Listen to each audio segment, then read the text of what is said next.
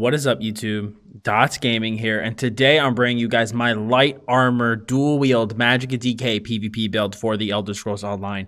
So this patch, I actually decided to change things up for the most part with my main build and try out light armor. After spending some time playing on my stand blade, I realized that I very much enjoyed having the high controlled burst and really being in full control of my damage. So I wanted to apply that to my Dragon Knight, and so I decided to undertake a dual wield light armor approach. I theory crafted and came up with a bunch of different ideas for the best gear sets for this. I talked with a couple different people who gave me some really good input on how to make this build the best it can be. And thanks to the advice given to me by friends and other players that I know, combined with my own knowledge, I was able to come up with a really strong build. This isn't the only one out there like it. I know plenty of people who run this build, but this is my take on it, and this is the version of the dual wield light armor DK that I've been enjoying a lot. I also use a restoration staff this time, not a destruction staff, and let me tell you, it's very nice not to be reliant on coagulating blood and be able to use healing ward as my heal instead. It feels a lot nicer. It just feels a lot better overall, and this is the build that I've been using this patch. For the most part, it has a lot of damage. It can 1vx pretty well, and it does really well in group play. It's a really solid build. It works in no CPBGs the same as it does in CP. It's my favorite build this patch. It's really pretty good at everything and is definitely a really solid build for your magDK. So I just want to, again, disclaimer at the start of the build, this is just what I personally like and what I personally run. If you don't like it or if you disagree with something, it doesn't necessarily mean the build is bad. It just might mean that you have a different personal preference than me. But this is what I run, this is what I like, and what I have found really good success with. And this is by far my favorite magDK build I have played on my character to date. I have a couple other ones theory crafted, but so far, this one takes the cake as being my favorite build. So hopping right into it, let us start with gear. So in terms of our gear, we are looking at 2 pieces of blood spawn. We are in a light armor build, so I do believe that for this and the way I want to play it, blood spawn is going to help out a lot, especially because we have an extremely large leap tooltip. I would like to be able to get off as many of those as possible. So if you combine the ultimate regen that gives us more leaps, that gives us more sustain, and then the extra resistances because we are in light armor, it just makes everything a lot easier to survive. It gives us more offense, more sustain. It's the perfect monster set for this build and really complements it very well. The other set that we are running is Wizard's Riposte. Wizard's Riposte, I know a lot of people are going to go, well, Dottz Gaming, you don't need to run Wizard's Riposte because you have Choking Talons. The thing that I like about Wizard's Riposte is that Wizard's Riposte basically guarantees that minor maim on every single target that's touching you. It doesn't matter how close they are, how far they are. If someone hits you with a crit, you are going to give them minor maim. You don't have to constantly be spending Magicka on Talons if you don't want to. I know I found out when I wasn't running Riposte and I was running a set like Bloodthorn, I felt like I was playing around my Talons so much and was using them as more of a necessity, like I must keep up my minor maim, and less of a tool to assist me in certain situations. So I tried Wizard's Riposte and my survivability skyrocketed. This set was recommended to me by somebody. I was considering it when I first started the build and was like, I don't really know, but then they were like, try this, it's worth it, and definitely will agree with that. Wizard's Riposte has been an awesome addition to the build, and I have been enjoying it very much. Besides Wizard's Riposte, I'm also running Sun. Now, I normally am a huge hater of Sun. I only run Sun on the front bar in this build, but I normally am a huge hater on Sun. But that is because I don't like Sun in builds that use coagulating blood as the heal, because Sun does not affect coagulating blood. But because we have healing ward, and it doesn't need to be completely pumped up as much like coagulating blood to have any sense of relevance, Sun fits the build very well. It gives us so much spell damage, and because it's constant all the time, We don't have to time our burst around like a proc, like I would with Valkyn Skoria in previous builds, or the Burning Spellweave proc. I can just burst whenever I want and whenever the window presents itself. That's why I like this. I don't feel like I'm playing around a specific buff or proc, and I'm in full control at all times. Plus, it buffs up my power lash and heal and my Burning Embers heal at all times. So it just really, really helps a lot in my opinion. You can run Burning Spellweave if you like. I think Sun is perfect for this. Now, the other criticism I get is, Dottz Gaming, why don't you run Innate Axiom? Sun gives more damage. Just Sun gives more spell damage. That is why. Innate Axiom has a line of crit where Sun's line of spell damage is. And I prefer that extra line of spell damage to the extra line of crit. Plus, the extra line of health here, in my opinion, does help us out as a light armor build. I think it is very beneficial to us. So I think Sun is the best of those couple sets for this build. And then that's actually all the sets, yeah. So we are running full impen on the body. We are running 2 triglyphs just to boost up our stamina pool a little bit. I want to be hovering right around 12k max stam. When I dipped below like more towards 11k, 11.5k, it didn't feel like it was enough.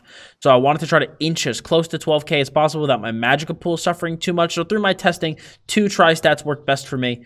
But everything else is Magicka Enchanted. Like I said, all is impen.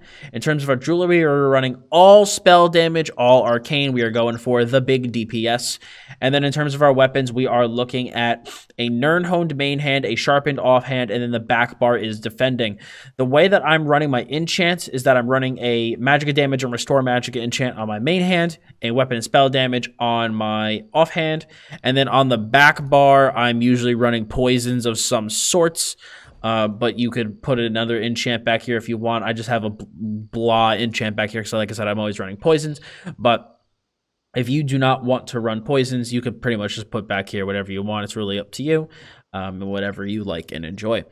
In terms of skills, we are looking at, of course, Flame Lash. No surprise. 10.5k unbuffed tooltip. It's going to basically just our spammable. Turns into Power Lash when we set a target off balance. Heal does a lot of damage, stuns, heals. Really, really good skill. Staple. We have Burning Embers. Again, another staple ability. Deals damage, deals damage initially, deals damage over time, and then heals you for 90% of the total damage done. So by boosting these up, we're making our offense also a big part of our defense. Fossilize, again, another pretty much bread and butter skill here. I love Fossilize more than Shattering Rocks and Stone Giant. I definitely think it's worth running still, even with the fact that our Power Lash and Burning Embers are dodgeable. I still like Fossilize, and I'm still enjoying it, so I think it's good here. In terms of our Talon Morph, we are going with Burning Talons, being that we are getting Minor Maim from our gear. So we can pretty much just get a little bit more damage here through using Burning Talons. I know Burning Talons isn't the world's largest dot in the world, but, you know, we do have a lot of damage on our characters, so we can boost this up a good bit. Now, we are running Inner Light on the front bar. I tried Flames of Oblivion here, I tried Cauterize here, and I did not like either of them for this specific build. I think without Inner Light, your max Magicka pool is way too low. I really was not enjoying it. I like getting the additional 5% from Inner Light and 2% from the passives, another 7% Magicka from Inner Light on that front bar. Plus, we have a source of Empower on our front bar, so we could pop Inner Light right into a leap, and it also gives us a way to catch stealthies out of stealth, obviously. But I found Inner Light, for me, with the way I play, much better than either Flames of Oblivion or Cauterize. If you want to use one of those here, be my guest. I personally prefer Inner Light. I think it is a really good slot for our way of not only getting Major Prophecy, just that max Magicka, in my opinion, is invaluable on that front bar. Now, the big boy leap, 20k unbuffed tooltip on our Ferocious Leap. Combine that with Empower and Major Sorcery and all the other crap we have flying around, you're going to be dealing a lot of damage with this thing. I've hit multiple one-shots with this. If you can hit somebody for a good portion of their health, this followed up for a Power Lash, almost a guaranteed kill. You push out so much damage with this with this ability, and that's why I like having blood spawn, so that we can pump out as many of these as possible. And it's just, again, stuns, deals a lot of damage, gives us a damage shield. It's just too good to not run. Back bar, we are running Degeneration, is our source of major sorcery. I think that personally Molten Ornaments costs too much, so I prefer Degeneration. Degeneration is also another source of Empower through our Mage's Guild passives, and then our light and heavy attacks do have a chance to heal us for a little bit. I do not run the other morph, Structured Entropy, because I don't like how it makes my execute window larger, so I just prefer to run Degeneration, but that is just me. I'm going to come back to this skill. We are running Healing Ward as our main heal. It's so good. It is just one of the best skills in the resto tree. Heals you initially, gives you a shield. The shield gets stronger based on how wounded you are, and then when the shield expires, you are healed for 125% of the ward's remaining strength. It is just so good, and is the exact reason why I chose to run the resto staff on my back bar. We also have Hardened Armor. I know instantly a lot of people are going to go, Dottz Gaming, you're not running Volatile Armor, you suck. I think for light armor builds, for builds like this, all right, not just specifically light armor builds, for builds like this where our dot damage is not our key component here, you know, like in my last build, my burn build, I had a lot of dots. So I was going to be putting points in a Thaumaturge in order to buff up my dot damage, so, you know, Volatile Armor would get buffed up a little bit. The Volatile Armor dot is so small. It's so tiny, and this build focuses all on direct damage, where the majority of my damage will be coming from Flame Lash and Leap. Is that little tiny dot from Volatile Armor really going to make the difference between getting a kill and not getting a kill? I don't think it will. I really don't. And the reason that I think Harden does have its place is because I know some people go, Dottz, an 8% max health shield for 3.5 seconds, that's Garbo. The way I see it is that that's 3.5 seconds, or maybe just one skill, depending on how hard you get hit, where you cannot be hit with a crit. If you use this in combat and somebody would be critting you instantly right after you use your Hardened Armor, or 3.5 seconds after you use your Hardened Armor, that skill won't crit. So just, I value the fact that I can have that tiny chance that maybe something won't crit on me over a dot that's really not going to do anything or contribute much. That's just my opinion. If you don't think Hardened Armor is good, if you think it's complete garbage, you can use Volatile still.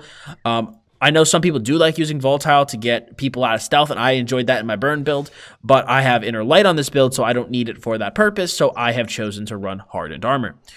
We also have Elusive Mist, pretty staple for the most part. Reduces our damage taken by 75%. Major Expedition gives us some good mobility. It's just really good skill. Reason we run Vampire on this. So Elusive Mist is going to be our defensive mobility and a way to suppress incoming burst. We also have Light's Champion. Such a good skill. Such a good skill. Heals us for a massive hot and our allies. Grants major force and major protection, increasing our crits by 15% and reducing our damage taken by 30%. It's so good. It's just so good. Definitely would recommend using this on the back bar. Really can save your ass and your team's ass and really turn the tide in the fight. Now, the ability I skipped over. Empowering Chains. This little diamond in the rough. Oh my god, this skill is so fun and fits so well onto this build. I love it. You get pulled to your target, dealing flame damage. It grants you an Empower, increasing your next attack by 20%, and you get Major Expedition. No longer am I constantly being kited around the battlefield, unable to do anything. No longer am I able to get somebody down so low, and the Stam character is able to just head for the hills. I can actually lock them down and make sure they are DED dead. I have been enjoying this skill so much, and if you have not tried it, I highly recommend giving it a shot. Between Empowering Chains, Degeneration, and Inner Light, we have 3 sources of Empower in the build. That's a lot of empowerment, my friends. That is a lot of empowerment. If you do not like Empowering Chains, though, you could use some other things such as Draw Essence, Harness Magicka, Dragon Fire Scale, all good choices. Or if you want to use the Maelstrom Restoration Staff, I am not using the Maelstrom Restoration Staff currently because I want to use Chains. The way I have my gear set up is that obviously I have a riposte sword here and a sun sword here. So you would have both your 5 pieces on the front bar, and then when you switch to the back bar, you would have your your Master's Resto, or your Maelstrom Resto, excuse me.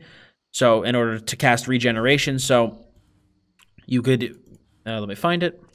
You can put Rapid Regen in for Empowering Chains if you want to get more sustain via the Maelstrom Resto.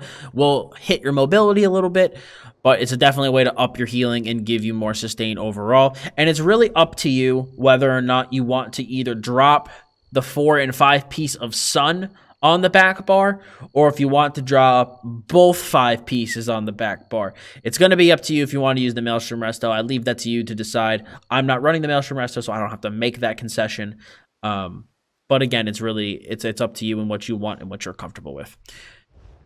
So besides skills, we also have our stats here. So let's look at our stat sheet. Front bar, we have about 36k max Magicka, about 25k health, about 12k stamina. We're rocking almost 1400 Magicka recovery, almost 2800 unbuffed spell damage, 42% crit roughly, 13.6k spell resistance, and 9.3k physical resistance with 2500 crit resist. We are using the Apprentice Mundus to, again, boost up that spell damage pool. We are using the Witch Mother's Potent Brew for our Magicka recovery, max Magicka, and maximum health. And again, we are a vampire to assist with getting Mist Form and allowing us to have mobility through that ability. In terms of potions, I like to use either tripods or I don't have any on me. I ran out. I use the Immovability, Restore Health, Restore Magicka potions. That's the one that I normally use on the build, but I don't have any, so I cannot show them, but those are the potions I normally use. And then in terms of poisons, I normally am running these ones. The drains Magicka from your target, increasing their cost by 30%, restoring Magicka and stamina to you. They're really strong. They're really dirty right now. So I definitely recommend running those on your back bar. Or if you don't want to and you want to take the high road, you could just use whatever enchant you want on the back bar. In terms of CP, oh man, we're almost CP cap, friends. We won't have to talk about the CP on the website anymore. We're very close. 61 points into Warlord. 43 into Tenacity due to the fact that we're going to get the extra Magicka restored from those Resto Heavies. I want to put some points into Tenacity. 75 points into Arcanist. And then 61 points into Tumbling. We are going to be dodge rolling a lot. I know some people said, Dottz Gaming, I'm watching you dodge roll on this guy all the time. And you always said, don't dodge roll in a DK. Don't dodge roll on... I don't dodge roll in a heavy armor S&B DK. But when it comes to playing light armor, especially dual wield, don't have the sword on board, I prefer to boost up Tumbling a lot. I don't really block it much at all. I'll block occasionally for key skills, but for the most part, I am dodge rolling as my form of mitigation and just dodging abilities in general. We're going 56 into Elfborn. We have a pretty juicy crit chance, so I want to definitely boost that up via Elfborn. That's what's going to allow us to get those massive leaps. We're going 48 points into Spell Erosion. So between all the points in Spell Erosion, our offhand weapon, and the fact that we're in 5 pieces of light, you best believe we are going to have plenty of penetration. We're going to end up going 64 points into Elemental Expert and then 72 points into Master at Arms with 0 points into Thaumaturge. We are all about direct damage, baby. All about it. Thaumaturge just pulls damage away from... Thaumaturge just pulls damage away from Flame Lash and pulls damage away from... Dragon Leap. Freaking tumbling over my words here. But if you want to boost up your dots a little bit more and you can pull some points maybe out of Master at Arms or Elemental Expert and put them in a Thaumaturge, I do not think it's worth it. Your main killer, again, is from Flame Lash and Ferocious Leap, so I don't think any points in Thaumaturge are necessary. In terms of our defense, we have, of course, 56 into Ironclad, 26 points into Resistant, 56 into Thick-Skinned, and then 37 into Hardy and Elemental Defender. That is, I would never go any higher than 37. And then 28 points into Bastion, being that Healing Ward is our main heal. And that is it for CP. In terms of races, I, of course, am going to recommend the Dunmer. So good for magDK. High Elf would, again, probably be my second choice with Argonian coming in third, just because of the sustain that Argonian offers.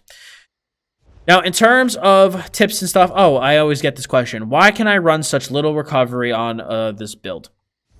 That is because, unlike heavy armor, because I know you're probably like, well, in your last build, you were running a lot of recovery. In this build, you're running, like, a lot less. Why is that? We're in light armor. We have a significant amount more cost reduction due to the light armor passives, so all of our skills cost less, which means we don't require as much regen to maintain our pool of Magicka. Just thought that's something I would toss in there.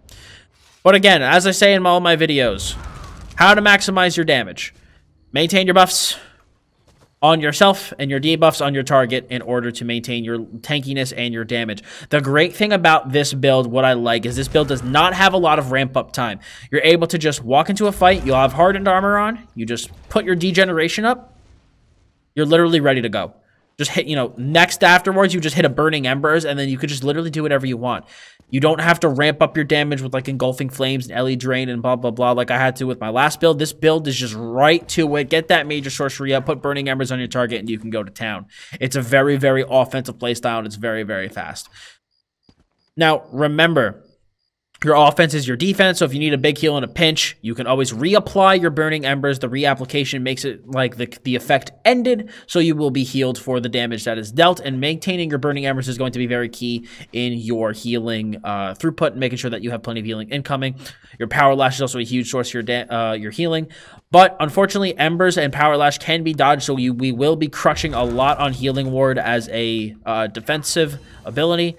But thankfully, Healing Ward is so good that it's very, very reliable, and we're able to get a lot of heals. And we also have Light's Champion, so that is also going to help us stay defended as well. Now, the thing is, if you want to play defensively on this build, I highly recommend sitting on your back bar, because our back bar is defending, so our resistances will be at their highest when we are on our back bar. Plus, that is where we have Light's Champion, Hardened Armor, and Healing Ward, so it allows us to maintain the amount of defense, a really, really high amount of defense when we're playing on our back bar, especially if we also have Bloodspawn procced. Now, if you're ever in need of extra Magicka and don't have a potion available or an ultimate available, you can use your Restoration Heavy attacks to restore a lot of Magicka back to you, like I did mention before. Restoration Heavies restore a lot of Magicka, and that is why we're also putting points into Tenacity. Save your leap for the right time, or if you're sneaking up on someone. I have ganked so many people in this build. It's literally super addicting. It's hilarious. I definitely recommend it. 10 out of 10 would recommend to a friend. But if you're not going to be being a leapy boy from a gank, what I would recommend doing is just trying to save your Dragon Leap for a key moment, because your Dragon Leap deals so much damage when buffed up. It's got a 20k unbuffed tooltip. If you can use that at the right moment, you will destroy someone. So using it at key moments is definitely going to help in your damage output a lot. Now, this build, again, does not utilize block a whole lot. You can use block to block some key ultimates maybe, or some CC, but for the most part, you will be utilizing dodge roll, so do get used to doing that. As always, stunning somebody before an ultimate will cause them to take the full brunt of your assault, so use Fossilize in key moments of burst. You also have a lot of control between Fossilize and Talons. Use that to your advantage. Between the Talons route, the Fossilize stun, and the Fossilize route, you have a lot of control on your targets, and if they do get away, you can always chains to them, which allows you to keep up with them. It's really hard to escape this build. It is very difficult because we have chains. It gives us so much mobility, and it makes it easier to go after whichever target we want. If we're getting hit by a 1v3, we can choose, I want that guy that's all the way over there, that's squishy, Sork in the back, and you can just chains to him and just start going to town on him. When your opponent is rooted, stand behind them. They will not be able to hit you while you are standing behind them. Let me see. I'm pretty sure that is actually the most of my miscellaneous tips I have here. Let me just scroll through my guide to see if there's anything else that I have not touched upon. But I think for the most part, that's going to cover the guide. Yep, that is pretty much it. Guys, I've been loving the crap out of this build. It is so much fun. If you want a really high damage, really fast-paced magDK build, I definitely recommend giving this a try. This build definitely changed my opinion on the magDK and how the magDK plays after kind of struggling with my heavy armor build a bit this patch with 1vxing, because I do play a lot solo, and I was having a lot of trouble 1vxing, and I was like, I need to try something new. I need to try something different. So after talking to a couple people, I was like, you know what? Let me give light armor a try, especially because I like the stand blade so much with having so much control over my burst. I was like, you know what? Let me try light armor, and let me even go dual wield to give me as much damage as physically possible. And it has made a believer out of me. And honestly, this build has been very addicting, very, very fun to play. And if you want something new, something different, I recommend, from the stereotypical sword and board magDK, I recommend you give this build a go. But that is it for the build video, guys. If you like this build, if you enjoy the video, and want to support me and support the video, I'd appreciate if you slapped a like on it. For more builds like this, more stream VODs here on the YouTube channel, as well as more ESO guides in general, and just some pretty awesome content, hit that sub button as well as hit the little bell next to it to keep notifications on so you're always notified for when I put a video here up on YouTube.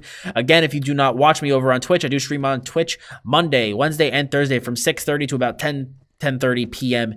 Eastern Standard Time, so you can come check out the streams over on Twitch. But I want to thank you guys again for sticking to the end of this video and watching the build. I appreciate you stopping by. I'm Dottz Gaming, and as always, I will see you. Oh, trying to do the slash wave. I will see you in the next one. Have a good night, guys, or day, or wherever you are. Bye.